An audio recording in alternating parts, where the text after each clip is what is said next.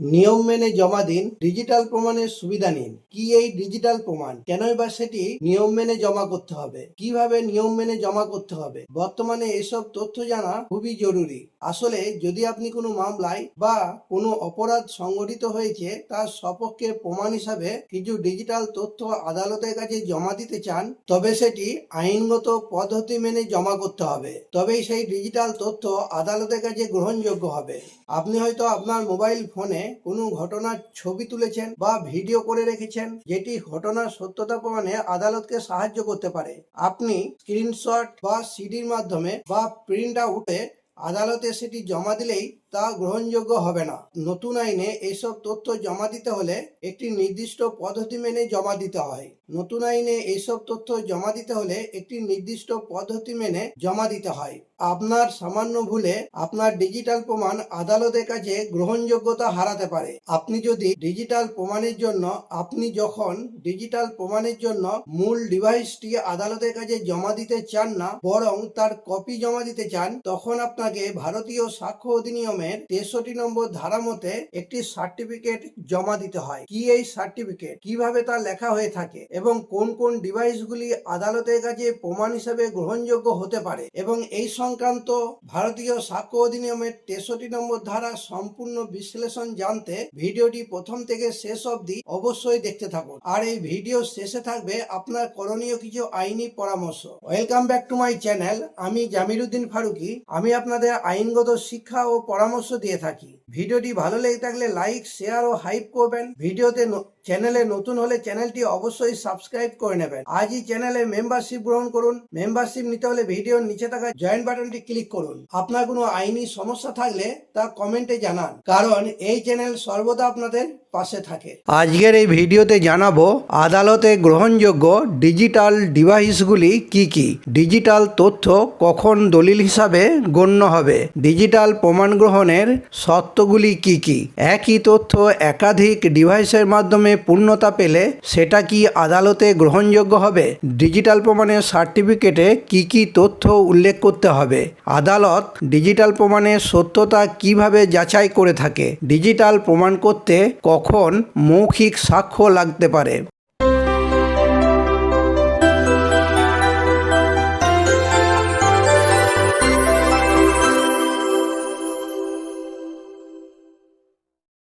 আদালতে গ্রহণযোগ্য ডিজিটাল ডিভাইসগুলি কি কি? আদালতে বর্তমানে যে ধরনের ইলেকট্রনিক তথ্যগুলো প্রমাণ হিসাবে ব্যবহৃত হয় সেগুলি হলো: 1. মেসেজ ও সোশ্যাল মিডিয়া। ক. হোয়াটসঅ্যাপ, ব্যক্তিগত চ্যাট, গ্রুপ চ্যাট এবং ডিলিট করা মেসেজ যদি রিকভার করা যায়। খ. ফেসবুক, ইনস্টাগ্রাম, কমেন্ট, পোস্ট এবং মেসেঞ্জারের বার্তা। গ. SMS, সাধারণ মোবাইল টেক্সট মেসেজ। 2. অডিও ও ভিডিও। ক. সিসিটিভি ফুটেজ, দোকান বা রাস্তার ক্যামেরার রেকর্ডিং। খ. কল রেকর্ডিং, ফোনের রেকর্ড করা কথোপকথন। গ.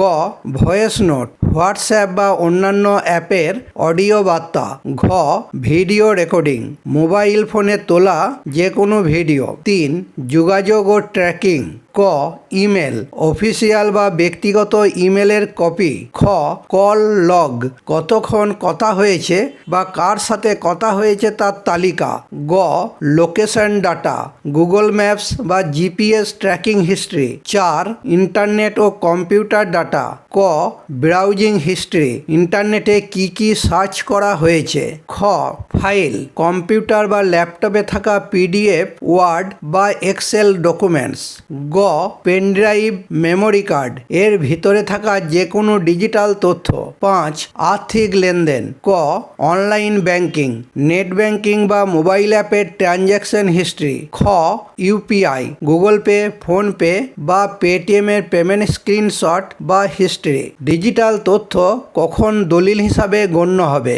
সাধারণত আদালত কাগজের দলিল বা ফিজিক্যাল প্রমাণ খোঁজে।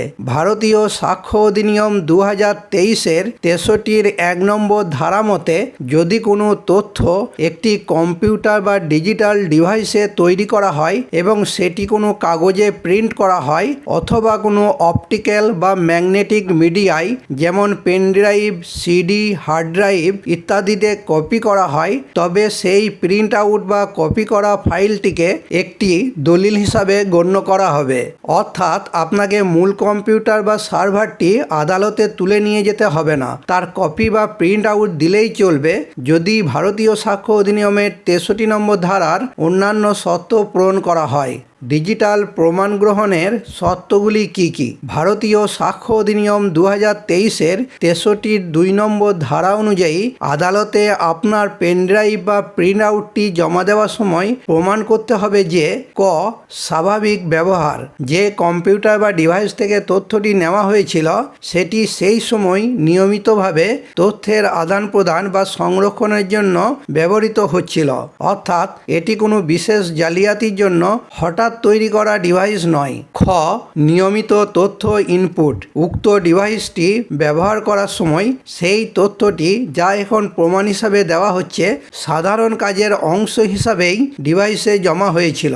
গ সঠিক কর্মক্ষমতা, সবচেয়ে গুরুত্বপূর্ণ পয়েন্টটি হলো যে সময়ে তথ্যটি তৈরি বা কপি করা হচ্ছিল তখন ডিভাইসটি বা কম্পিউটারটি সঠিকভাবে কাজ করছিল।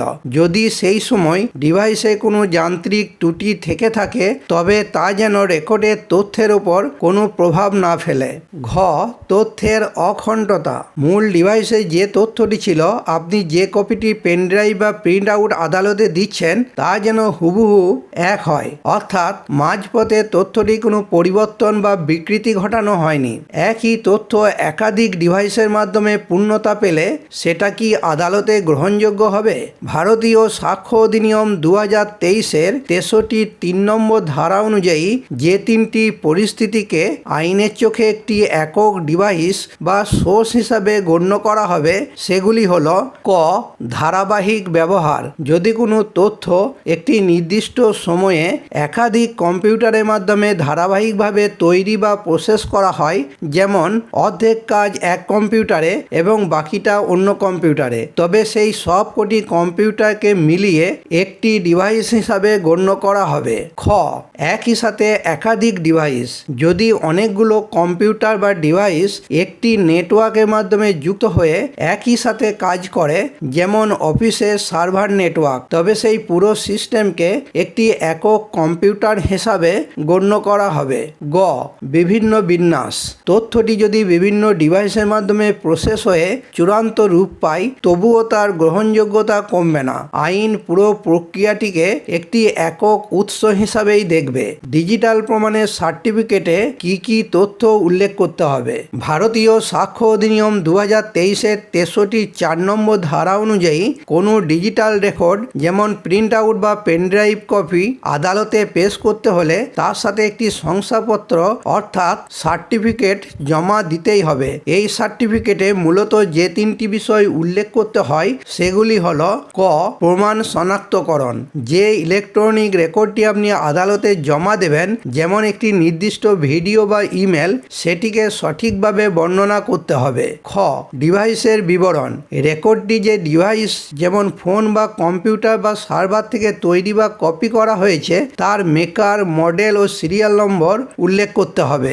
গ সত্যতা নিশ্চিতকরণ, আপনাকে ঘোষণা করতে হবে যে ভারতীয় সাক্ষ্য অধিনিয়ম 2023-এর 63(2)-এর শর্ত অনুযায়ী ডিভাইসটি সঠিকভাবে কাজ করছিল এবং তথ্যটি বিকৃত করা হয়নি। এই সার্টিফিকেটে এমন একজন ব্যক্তিকে স্বাক্ষর করতে হবে যিনি ওই ডিভাইসটির পরিচালনার দায়িত্বে আছেন বা ডিভাইসটির টেকনিক্যাল দিকটি বোঝেন।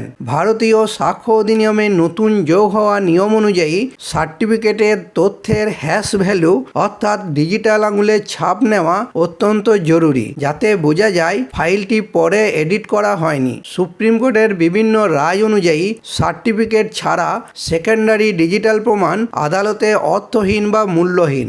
আদালত ডিজিটাল প্রমাণের সত্যতা কিভাবে যাচাই করে থাকে? ভারতীয় সাক্ষ্য অধিনিয়ম 2023-এর 63(5) নম্বর ধারা অনুযায়ী কোনো ডিজিটাল রেকর্ড বা ইলেকট্রনিক প্রমাণের সত্যতা নিশ্চিত করার জন্য আদালত যে দুটি বিষয়ের উপর গুরুত্ব দেয় সেগুলি হলো: ক অখণ্ডতা নিশ্চিত করা, তথ্যটি যে সময়ে তৈরি বা রেকর্ড করা হয়েছিল সেই সময় থেকে আদালতে পেশ করা পর্যন্ত তার কোনো পরিবর্তন বা বিকৃতি করা হয়নি এটি নিশ্চিত করতে হবে। এটি হ্যাশ ভ্যালু বা ডিজিটাল ফরেনসিকের মাধ্যমে যাচাই করা হয়। খ, নির্ভরযোগ্যতা।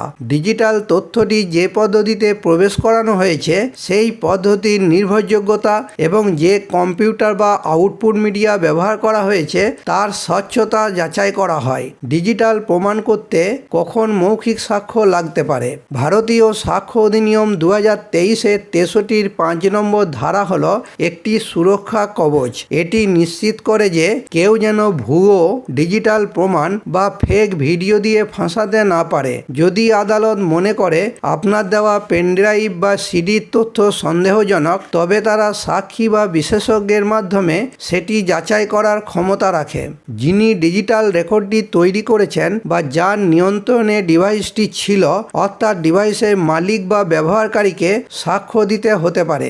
যিনি ভারতীয় সাক্ষ্য অধিনিয়ম 2023-এর 63-4 নম্বর ধারা অনুযায়ী সার্টিফিকেটে স্বাক্ষর করেছেন আদালত তাকে ডেকে জিজ্ঞাসা করতে পারে যে তথ্যটি সঠিক পদ্ধতিতে নেওয়া হয়েছে কিনা। যদি ফাইলটি এডিট করা হয়েছে বলে মনে হয় তবে আদালত কোনো ফরেনসিক বিশেষজ্ঞকে তলব করতে পারে ওই ফাইলের হ্যাশ ভ্যালু বা মেটাডাটা যাচাই করার জন্য। পরামর্শ: 1. নিজেকে বিপদে না ফেলে আপনি যে কোনো অপরাধিক ঘটনার ডিজিটাল প্রমাণ সংগ্রহ করতে পারেন। 2. সদা সতর্ক থাকুন। ডিজিটাল মাধ্যমে ভুল করেও কোনো কুরুচিকর, অপ্রীতিকর, অশ্লীল শব্দ বলবেন না বা ভিডিও আপলোড করবেন না। 3. ডিজিটাল অপরাধ প্রমাণে পুলিশ ও প্রশাসনকে সাহায্য করুন। 4. এই ভিডিওটি একটি শিক্ষামূলক ভিডিও। ডিজিটাল প্রমাণের আইনি জটিলতা অনেক বেশি হতে পারে, তাই আপনার নির্দিষ্ট মামলার ক্ষেত্রে একজন অভিজ্ঞ আইনজীবীর পরামর্শ নেওয়া বাধ্যতামূলক।